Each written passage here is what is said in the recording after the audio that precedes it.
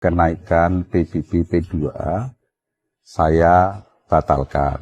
Itu kata-kata itu seperti kata-kata apa ya, janji manis, pepesan kosong, omon-omon saja.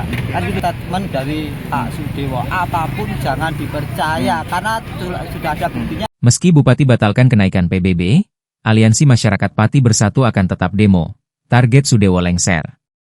Aliansi Masyarakat Pati Bersatu menegaskan bahwa aksi unjuk rasa besar-besaran 13 Agustus 2025 tidak akan dibatalkan.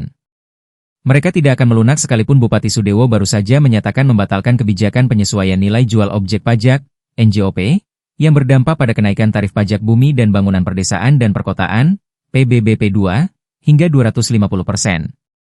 Koordinator Lapangan, Korlap, Penggalangan Donasi Masyarakat Pati Bersatu, Teguh Istianto, bahkan mempertanyakan kebenaran pernyataan Sudewo.